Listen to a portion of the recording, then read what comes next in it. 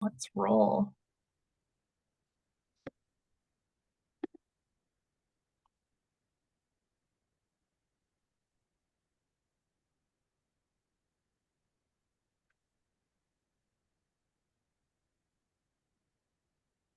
Hey everyone, we're going to get started in just a couple minutes. Just want to give everyone the chance to log on. So bear with us for now and we'll get started shortly.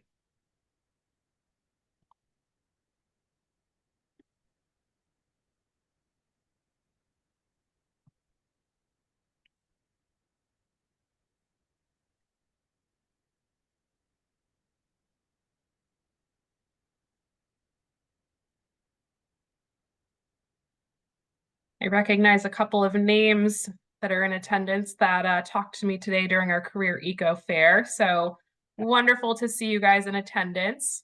Hope you learned something new throughout today's session. But it looks like everyone has been given the chance to sign on by now. So we're going to go ahead and kick things off.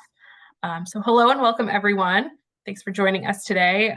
Just want to note that this webinar is going to be recorded. So if you do miss anything or need to be logging out before the end of the session, I'll make sure to send the recording next week for you to listen back on your own time. But for now, we'll go ahead and get started with some introductions. My name is Hannah Campbell. I am Senior Assistant Director of Admission here at MCPHS, and I do work with candidates that are applying to the Doctor of Optometry program. We're also joined here by one of our faculty members. Hello, I'm Dr. Kathleen O'Leary. It's nice to meet you. I've been faculty here for about 10 years, and I primarily teach in our pediatrics and binocular vision curriculum. But I'll be able to answer any questions on class, lab, clinic, whatever you may have. So nice to see you. And we also have one of our current students here too.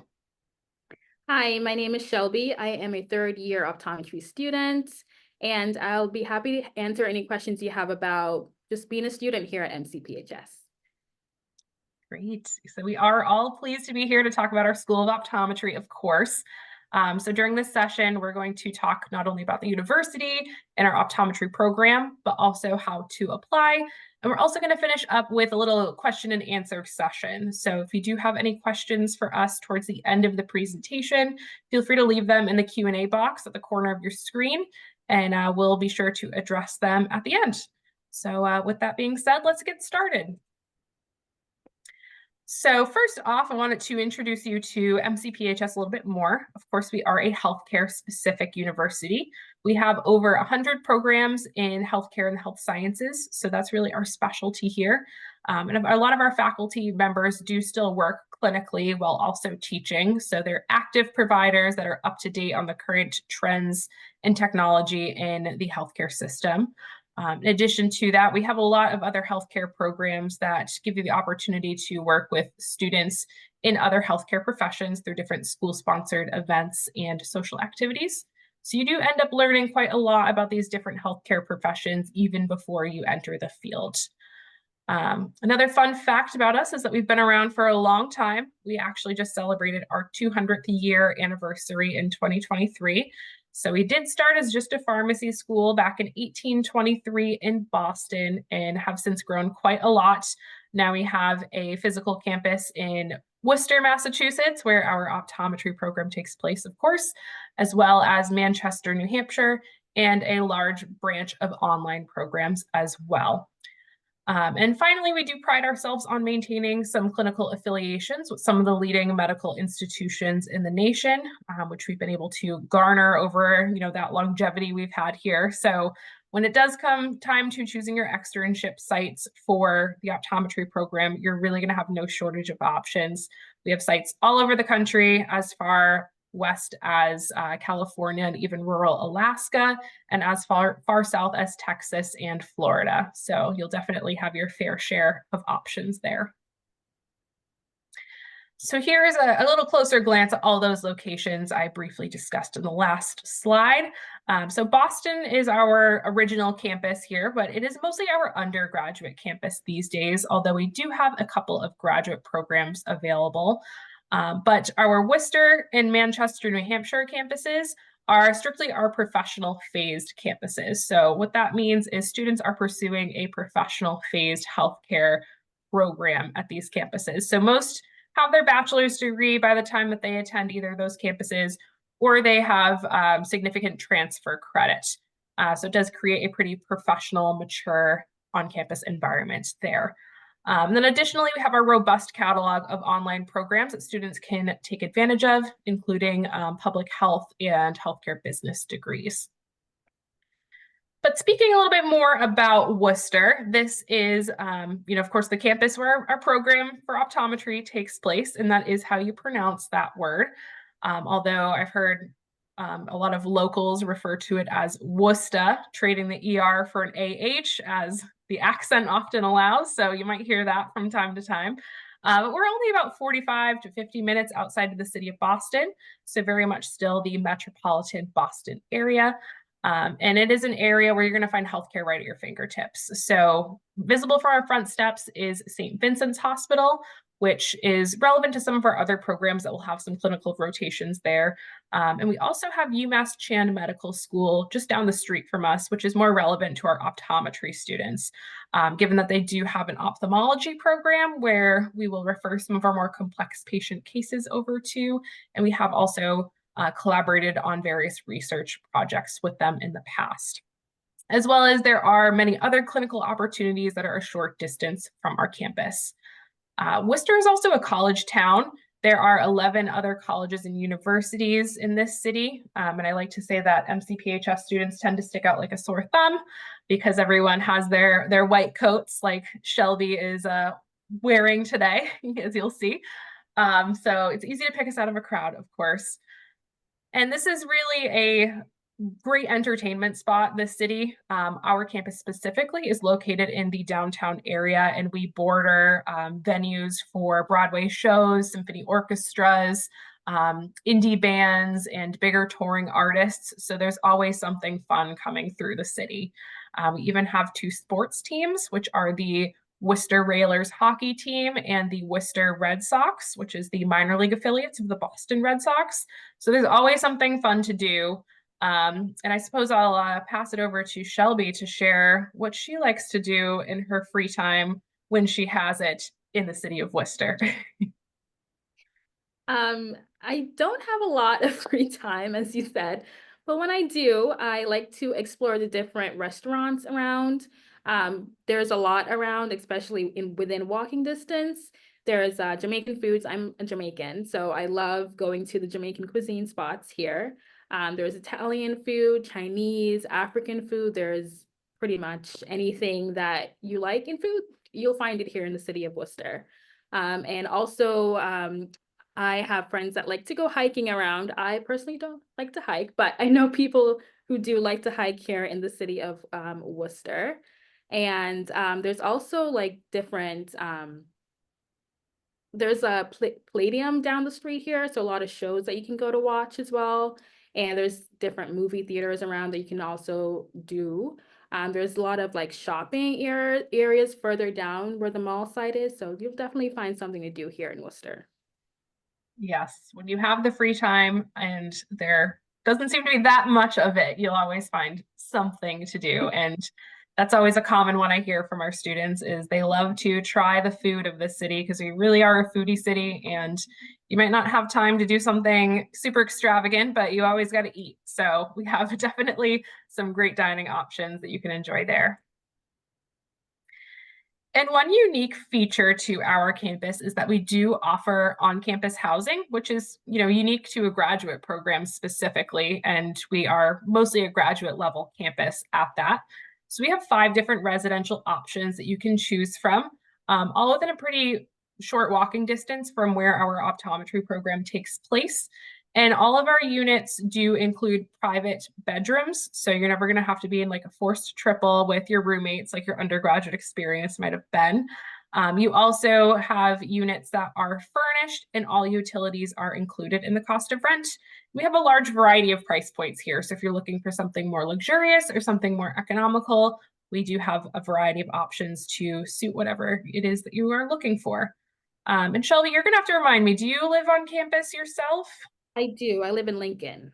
Okay, I was thinking that you did because I can tell from the color of your room behind you. I'm like, she's probably lives at Lincoln, but I know she said that her mom lives in Massachusetts, so I didn't know if you were living at home or not. But what has your experience been like living on campus so far?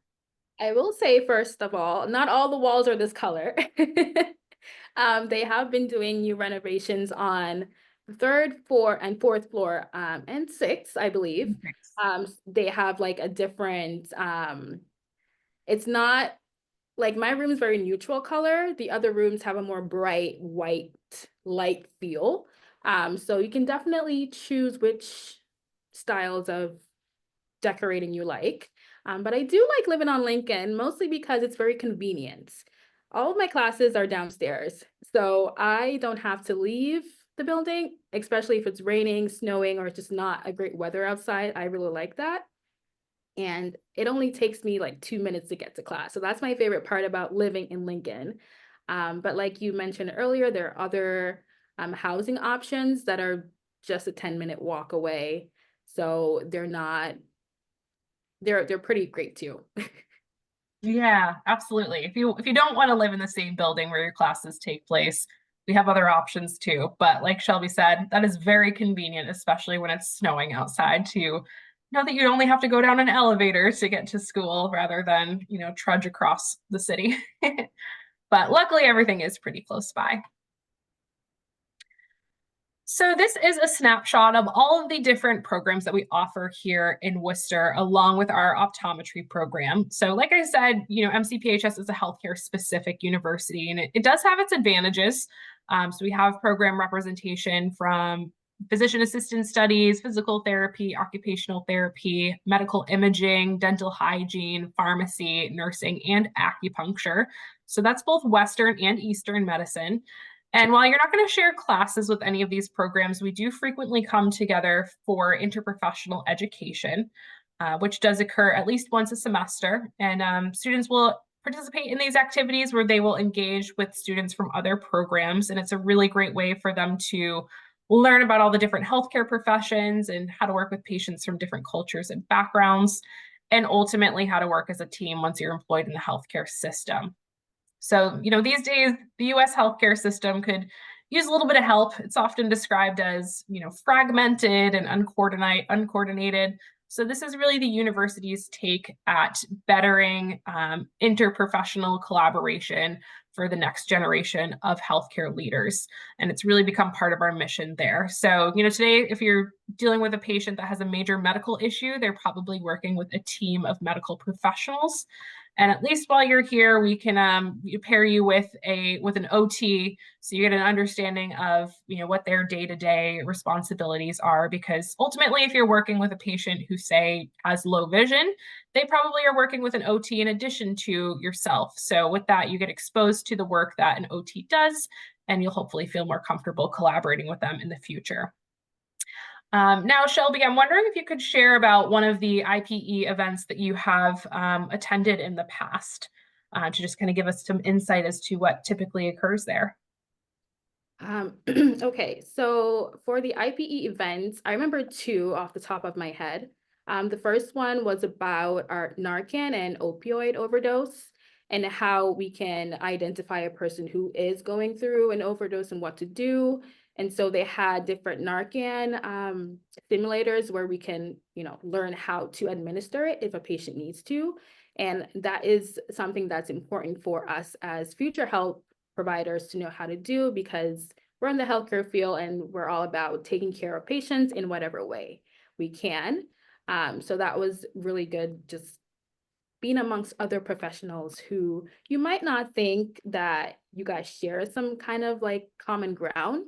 So that was really good that we all work together and, teaching each other how to use the Narcan while learning at the same time. And another one I remember, it was just about different scenarios of how different professions can come together. Like there was one case we talked about, a patient had fallen down several times. They're prone to falling and had to do surgery. And one of the things that caused the fall was the fact that the patient wasn't able to see very well. And so that doctor referred that patient to get glasses because it was more about the patient not being able to see and not about like balance issues. So it's just one way how different professionals can come together to help the patient as a whole and not just focus on one aspect of their health. Absolutely. Those are some really great examples. And the idea is sort of that, no matter which profession you come from, you all are going to encounter patients of a similar caliber. Like Shelby gave the example of that emergency medicine Narcan training that they did. No matter where you come from, you're going to encounter patients who struggled with addiction, and it just betters your understanding for how you can best support them and how your colleagues from these other professions may also be able to intervene. So talking more about our optometry program specifically, kind of getting into the meat and potatoes here, we do launch a cohort once a year, which is every September, and this is a 4-year program. One thing that we do really pride ourselves on is having small class sizes, and with that, our faculty are able to provide a lot of individualized attention to our students. Our cohort sizes is typically 64 students because that breaks down really nicely into 16 students per lab. So here we do a great job at getting to know you past just that first name basis. This is really a community that we build here. So the faculty are going to get to know you more for what your passions are, your interests, your goals, ambitions, all of those things, and really kind of understand you and in and out as part of this community here at MCPHS. And one thing that we do offer is a sort of buy one, get one degree for a Master of Public Health, which you'll complete simultaneously through MCPHS online. So it does start in your second year, so at least get your first year to get your bearings in the program and build that foundation. But then if you do choose to pursue the MPH, it's just one online course each semester starting in year 2. And it is an asynchronous course, so you do get your assignments typically at the beginning of the week, and then you'll have until Sunday at midnight to submit them. So it gives you some really great flexibility. But I do definitely suggest pursuing the MPH if you are looking to go into education or even access and advocacy, as it is a great credential for that career path. And I'd also like to point out some stats here at the bottom of our slide just regarding our residency match rate. So most recently, we've seen 25% of our students match with an optometric residency. So of course, you don't necessarily have to pursue a residency to be an optometrist, but it is a really great way to get a leg up in your career and hyper accelerate your resume. And we have had such a successful match rate in part due to the extremely comprehensive clinical education that our students do receive here, which we will kind of go through year by year in just a minute here. But ultimately, we kind of attribute that to our community too, as Worcester is a sanctuary city. So our students end up getting exposed to a wide variety of ocular diseases and conditions really early on into their career. So with that being said, let's kind of look into year by year what the program entails. So Shelby, would you mind taking us through, I guess, each of the years of the program, what you've experienced so far and what you are anticipating on experiencing in the future? Okay. So year 1 is really the foundational year where you learn pretty much everything in optometry, the theory behind it. And so for me, that was the most difficult year because a lot of information is thrown at you and you don't get to see it right away. But year 1 is definitely that bridge into learning what you need to for when you get to clinic. They do have rotations through our optical as well. On campus, we have a clinic where you see patients and also an optical where patients can pick out glasses. And you are involved in this process as well, the optical part of it. And so you do get that experience of just shadowing in your first year of what this looks like in terms of an eye exam and also the optical part of it. And that's year 1. And then year 2 is where you really get that patient experience, early patient experience.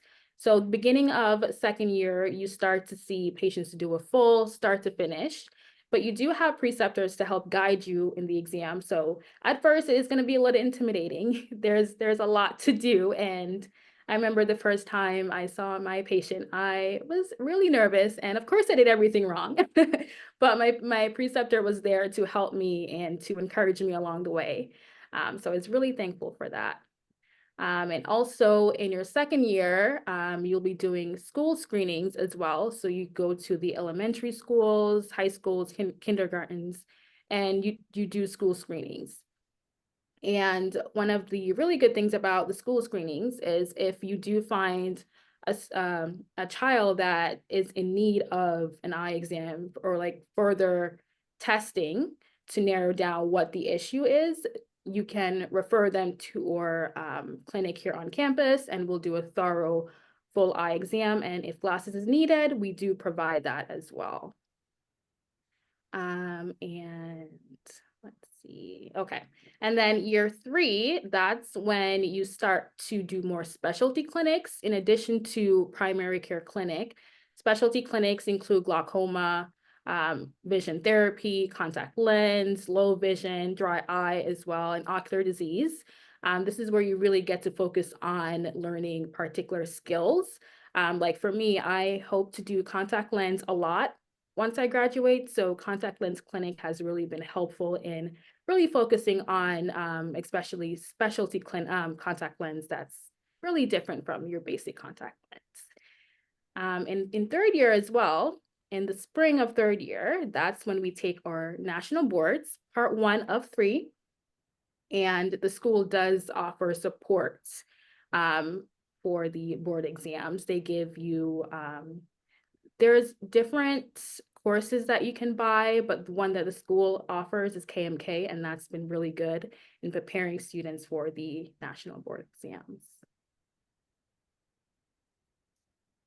And in year 4, this is when we go off on our externships.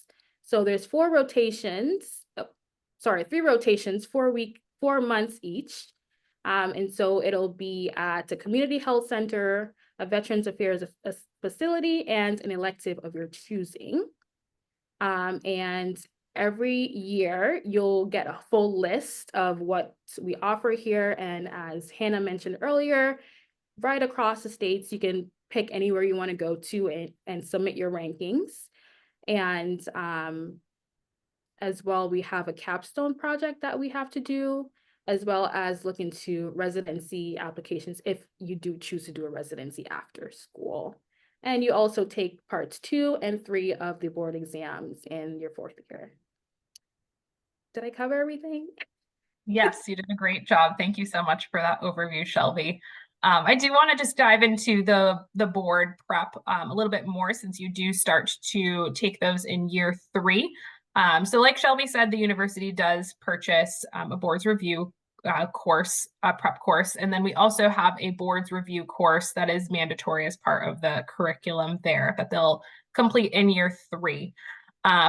With that, we've also implemented a jumpstart program for our first year students. So they really get introduced to the optometry curriculum and expectations, and it really just helps them have a smooth transition into the education here. So that way they fully understand the resources that are available to them and adopt proper study techniques to be successful in the program. So we've really been focusing on, making sure that our students are well supported going into these board exams. And we have invested a lot of time and resources into that. And we have seen them continue to increase over these last couple of years. For first-time takers in March of 2024, our pass rate was in line with the national average. So it's been great to see the improvement over these last couple of years due to the extreme dedication that we've had through a lot of our faculty members. We also have a board prep room for part 3 of the national board exam, which students will get the chance to kind of do some practice exams through, which mimics what the national board exams will appear as in North Carolina. So for part 3, you're taking an in-person practical exam, and we really mirror all of the equipment that students will encounter down there. So that way there's really no margin for error there. They're really familiar with the equipment and the expectations of what could be asked of them when they are taking that exam in person. So that has really helped our students feel prepared going into that in recent years. So I'd love to hear from Dr. O'Leary a little bit more. We have been shutting you out for, it seems like, forever now. So I want to pass it over to Dr. O'Leary to share about our facilities that we have here on campus and different features that are available for our students to utilize.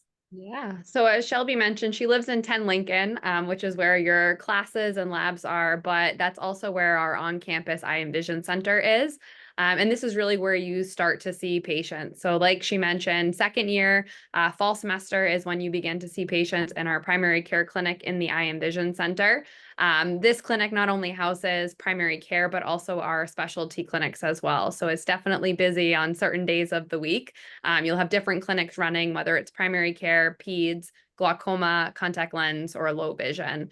The reason truly why I like working here as well too as faculty, besides working with students, is I feel like we're up to date with technology. Like I mentioned, I work in the pediatrics clinic and vision therapy clinic. So I feel blessed that we're, lucky to have the up-to-date technology for vision therapy equipment, but we also have all the up-to-date technology when it comes to diagnosing ocular disease, or in contact lens clinic, there's a lot of equipment that they use to help to design specialty contact lens and fit specialty contact lens. So that's something that you'll get to experience as well. So this is a picture of the front door of the Eye and Vision Center, which you become very familiar with, like I mentioned, in second year. But we also are affiliated with Edward M. Kennedy Community Health Center clinics. So during third year, you will get to rotate through our different community health center clinics, which you'll see a lot of ocular disease and work with patients from different backgrounds. Excellent. Thank you, Dr. O'Leary. Would you also be able to share about the different research opportunities that are available to students and how they can get involved if research is something of their interest? Yeah. So what I always like to say to incoming students is research isn't a requirement at MCPHS, but faculty actually have research requirements. So there are research opportunities that are available to students. The best way I think to get involved is just letting faculty know what their research interests are. Dr. Larry Beach is our Dean of Research. And, if you're interested in research, chatting with him and getting connected with him first year, he can help you to pair up with a faculty member that you might have similar research interests. Just kind of looking at the pictures down below, the first picture on the left-hand side is a picture of an augmented reality set that we use to track eye movements. And this was a study I was involved with one of my colleagues, Dr. Han, but we were comparing 2 different eye movement tracking devices, which was really cool to see. But then there are other pictures on here of other faculty's research. One of the big ones that we're excited about is a kind of this middle, the second to last picture from the right is it's not my research, so I don't want to get this wrong, but it is a low vision research study where they're looking at a lens to help patients that have visual field loss on one side. And we do have a student actually involved in that research project. But again, kind of best ways to get involved really are to reach out to faculty early and let them know your research interests. And you can be as little or as much as involved as you'd like. But again, we know that your study comes first, and academics and clinic comes first before research. Wonderful. Thank you so much, Dr. O'Leary. So hopefully that all sounds super exciting for you and you can picture yourself here in Worcester with us. So let's talk about how we can get you here, starting with the application. So we do our applications through OptumCast, which is a centralized application system, very similar to the Common App, which you might have completed in high school when you were first applying to colleges. But from there, you're going to need to submit all of your college transcripts to OptumCast. We do prefer that candidates have a bachelor's degree, at least in progress by the time that they're applying, with the plan of completing their bachelor's before they start the program. but it is possible to start the program with 90 college or more college credits prior to entry. So you don't necessarily have to have a bachelor's degree, but it is preferred.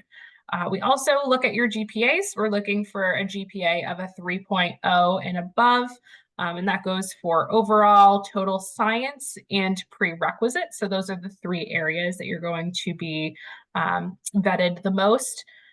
And we also have a requirement for a standardized test score. So we do require the OAT, which is the optometry admissions test, or the GRE, which I can't remember, graduate something test. I should know this by now, but we mostly see the OAT. But we'll accept either one. We also will consider other tests such as the MCAT and the DAT on a case-by-case basis, although we don't openly take it at this point. You're welcome to run it by myself or Dr. O'Leary for consideration. But primarily we are seeing the OAT and the GRE. And for those scores, they should be in the 50th percentile or above. We also love to see that you have some experience in the field of optometry, whether you're working as a tech or an assistant or just shadowing. That's all really great experience. I always like to use the analogy that, if you're going to buy a car, you want to test drive it. Same goes with your career. So we do encourage that you get that experience so you fully understand the responsibilities of an optometrist and can make sure that this for sure is what you're looking to achieve with your career. You are welcome to apply with prerequisite courses outstanding. If you are applying with courses outstanding, just note that they do need to be completed with a grade of a C or higher, preferably higher, by August 15th before you enroll. Another thing that we do require is at least one letter of recommendation, although 2 to 3 are preferred. And letters of recommendation should be professional in nature. So getting one from maybe a science faculty member that you had a course with, an academic advisor also works. We'd also like to see them from like an employment background. So if you've shadowed an optometrist or worked under one, that's great to get to so they can really speak to your work ethic. And they don't necessarily have to be from an optometry realm. Like if we've seen some people work in different healthcare areas or whatnot. So anyone who can speak to your work ethic, that would be a great person to appoint for a letter of recommendation. If you are an international student, not including Canada, we do require a WES evaluation. So WES is World Education Services. They essentially are going to evaluate your transcript for US equivalency. So they kind of translate it into what it would be considered on like US standards. So that is a requirement for all students who complete international coursework outside of the US and Canada. If you did study abroad courses, that does not count. You don't need to get a WES evaluation for those. And then we do interview by invitation only.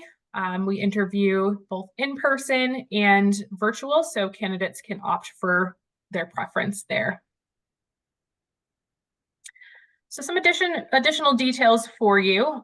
We currently have our application for our fall of 2025 term start open with a deadline of May 1st.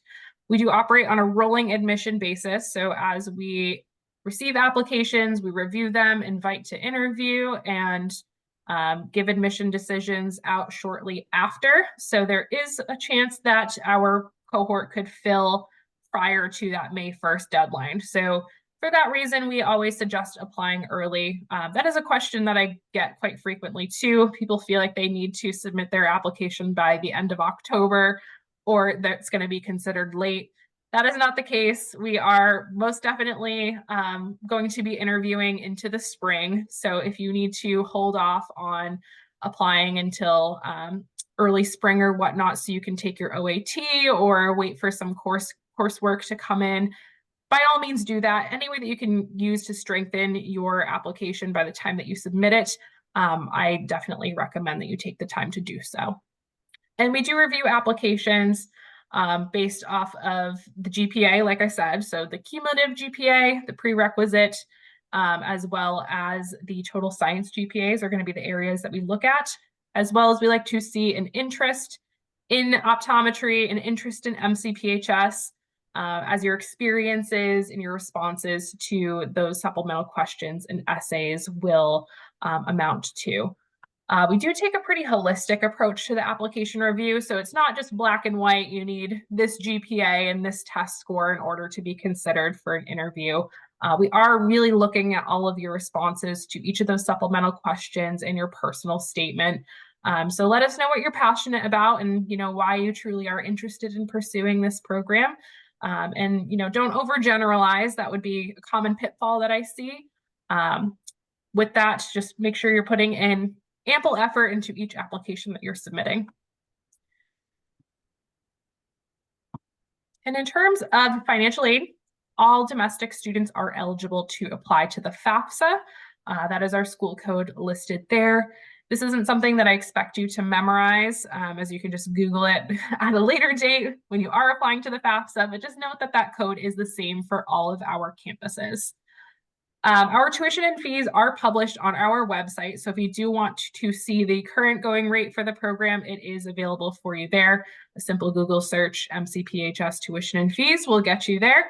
But do note, we do give merit scholarships to all admitted students. So that does sort of bring that tuition price down.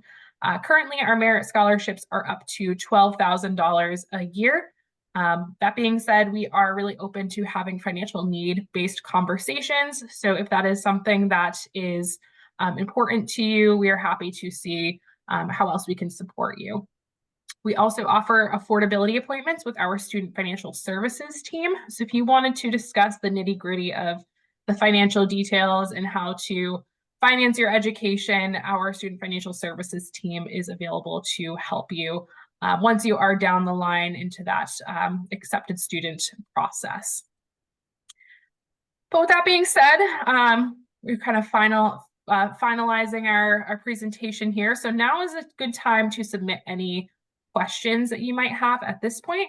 I'm going to copy and paste these links into the chat for you. So if you want to take any of them with you, you certainly can. One thing to note too is we offer on-campus tours on a pretty regular basis. That same page there is going to take you to our entire visit page, which has information about our upcoming open house event. So it's our fall reception, and it's on Thursday, November 14th from 4:30 to 8 p.m. So if you are in the New England area and are interested in seeing Dr. O'Leary and Shelby in the flesh and getting a tour from them and learning more about our program, I'd encourage you to visit us. There will be a bunch of different refreshments and activities going on campus there. But if you can't make that date, we do have campus tours on a pretty regular basis, and our YouTube channels have some really great information about the optometry program. Particularly the MCPHS admissions channel has a great playlist for the School of Optometry with more of our recent content there. So I'd encourage you to check it out. All right, so one question has come in so far, and it is, how supportive is the community of students, faculty, and staff on campus? Shelby, I feel like this question is just coded for you, given that you are the one that is actually experiencing it on the daily. How would you rate us as a community? I would say this community is very supportive. And I say that because there's always help for everything that you need, whether it's getting help with lecture material. All of the professors have office hours that you can go and talk to them one-on-one. And also when it comes to clinical skills, there's after hours lab sessions that you can go to just to practice skills. And there's always someone there, like a preceptor or a professor there, instructor there to help you with your skills. And so I do feel that support there when it comes to owning your skills and just understanding the material on a whole. Absolutely. And we do have a lot of resources too. We haven't gone into it too much into this presentation, but some of the resources that we have include the Center for Academic Success and Enrichment, which can help students if they are struggling academically through both peer and professional tutoring. We do have a counseling services team. So if at any point you are struggling with your mental health, we'd have counselors on campus and readily available to help, as well as they are offered through telehealth as well, if you prefer that way.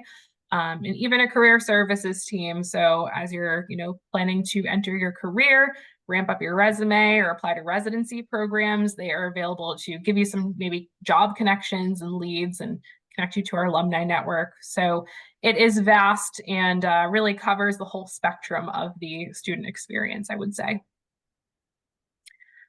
Another question that we had come in, just asking for more details on some of the unique clinical partnerships that we have that offer a diverse patient population for hands-on training.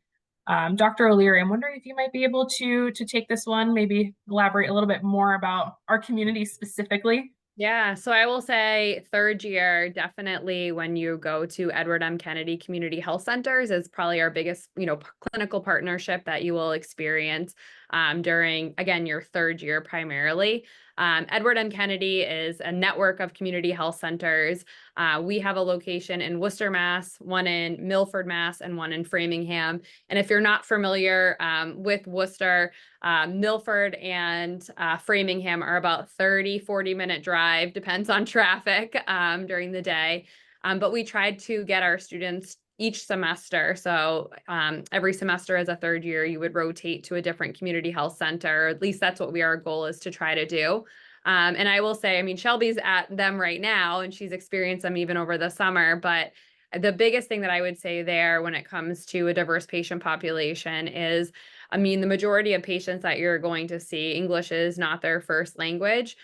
So you get to, again, work with patients from very different cultural backgrounds. And speaking on to that English isn't the first language, you become very well versed in using interpreter services to do an eye exam. And you kind of take for granted when you leave the health centers that doing an eye exam in English is so easy in comparison to using an interpreter. But I don't know if Shelby wants to just jump on and say one quick thing about patients that she's experienced there. Yes, to everything that you just said, it's absolutely true. And I do feel like doing an exam in another language is not something that I thought I would experience coming to MCPHS, but I am very grateful for that opportunity because it does give me the confidence to do eye exams in a different language and how efficient you can be even with using a translator phone or an interpreter. So that is something that I can say I think is unique to MCPHS. Great, wonderful points there. I'm glad we kind of dove into that. That was a great question. Another question came in just asking about the application timelines. So once MCPHS does receive an application from OptumCast, it typically takes us about 2 weeks to review it and offer an interview invitation if the student meets our criteria. From there, we have interviews that are kind of booking up to a month out. So it depends on if you're looking to come in person or virtual. And then following the interview, we usually have a decision out within 2 weeks following. So hopefully that gives you a good overview of that. And also ask if there's any additional steps required after submission. There are not. It's just essentially waiting to hear back from us. We don't have a supplemental application by any means. Another question is asking about the dual degree Master of Public Health program. Dr. O'Leary, do you have any insight as to how students get onboarded with this dual degree? Yeah, so it's not something that you apply to now as you're applying to optometry school. You would be given more information about this as a first year optometry student. So typically the class will meet with a representative from the public health program during the first year, and you get all the information about how to apply to that. Typically in each cohort, there's 5 to 10, kind of varies every year, students that also are doing the dual degree. But again, it's something that you apply to during first year. And I would say the students that are involved in it feel like it's very manageable. Your classes are typically virtual, and there's typically assignments and papers that are due. But as long as you have good time management skills and you know when things are due and you can keep up with the work, you should be able to do fine. And we actually have 2 faculty members that went through the program. So you have some support from some optometry faculty who have gone through that as well. All right. Another question asked, how does MCPHS support students transition into professional practice, especially in terms of networking and job placement? I kind of touched on this when I mentioned our our career services team. We have a couple of different resources that I sometimes get confused. So our career services team can help students making that transition. They get a lot of job leads that are sent over to them. You know, believe it or not, people are looking to hire our students, so they might have some opportunities to send your way. They also can help you as you are preparing like your resume, or if you're looking to apply to residency programs, as well as connecting with our alumni network. Dr. O'Leary, you might have more to share on this as well, given that you are, you know, within the department yourself, and I more so work with those entering their education here. Yeah, I think just, students when they're looking for jobs, the best thing you can do is just reach out to faculty if you have any questions. You will take a course called Practice Management during your third year spring semester with Dr. D'Amico, who's also really involved in just organizational optometry and the AOA, which you'll learn all about when you get to optometry school. But between faculty and career services, and also, again, the AOA, they typically always send out job leads. And it's kind of crazy with all the students graduating from optometry school, the demand of jobs that are needed for optometrists out there right now. I'm kind of surprised by it all the time. So you're in a good profession, but reach out to faculty for support, but you will get things on CV writing. And again, I will say too, Dr. D'Amico even looks over contracts for students who are out on fourth year rotations, and she'll take a look it over and, it'll help you be a bargaining tool to get a little bit more salary maybe, or a little more vacation time when you get to, that point in your career when you're thinking about that. Very exciting. All right. Another question asks, do you know what GPA and OAT score would make a student a good candidate for a merit scholarship? So as long as students meet our criteria, they are offered an interview, and typically we're looking for GPAs of 3.0 and above, and OATs in the 50th percentile and above. So with that being said, everyone who is admitted into the program is qualified to earn a merit scholarship of some amount. I believe we give at like the minimum 10,000. We're very generous, so everyone is going to get something as long as they are admitted into the program there. And looks like we are down to our last question here, which asks, how spread out geographically is our externship network? Does it reach a significant portion of the rest of the US? So with that, I can say that we have externship sites that are as far west as California and even rural Alaska, and as far south as Texas and Florida, with sites everywhere in between. But you both may be able to comment on that a little bit more. I know Shelby kind of is just going through the process of picking her externships, although she's looking to stay pretty local. And Dr. O'Leary works with some of our upperclassmen students too. So feel free to jump in if you have more insight to share there. I'll just chime in quickly and say, they are spread out, but because we do have a lot of students from the East Coast, there are a lot of sites that are in the East Coast, but it's spread out. Shelby, you've been probably looking at the list. I know you submitted your sites, but I don't know if you want to add anything else to that. No? Yeah, I actually have two of my friends are going to Alaska for their rotation, and I thought that was pretty cool too. So it's pretty spread out. But I am hoping to stay locally, so that's just my preference, but they are spread out. Wonderful. All right. So the last question, I accidentally just exited it from here, but one question was just asking about boards and what sort of remediation is available if a student does fail their board exam. So of course you can retake the boards. Dr. O'Leary, are you familiar with how students are, prepared for the next time around by chance? Yeah, just national boards in general. Like part 1 is typically offered twice per year. Same with part 2, and part 3 is kind of on a rolling basis. Signing up again to travel down to North Carolina. But I will say we have a faculty member who is very devoted to reaching out to students during their 4th year when they're on rotations. If they didn't pass the original part 1 in March during their 3rd year, and offering support, whether that be helping just set up a study schedule, honestly, looking at time management skills, going through practice exams, getting back old class notes and helping to organize all class notes. I mean, he's very thorough with reaching out to students. So there is support there, even when you're out on 4th year rotations, if you do need to retake it. And a big thing that he also did too was we use Blackboard, a learning management platform, but he's been really great about posting additional practice problems on there and additional resources for students, in addition to KMK, for, again, boards prep. Yes, like I said, we've definitely put in a lot of effort there to help with our boards preparation for our students. With that kind of brings us to the end of our session today.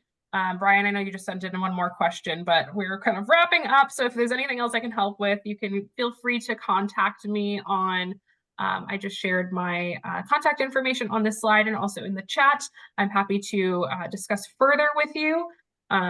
Feel free to contact me at any point through the application process, as I will be your main point of contact until you matriculate into the program, essentially. Thank you to Dr. O'Leary and Shelby for being here today to chat with us and share your insights. It was definitely worth its weight in gold. And we will look forward to talking with you guys and receiving your applications hopefully in the future. Take care, everyone. Thank you. Bye.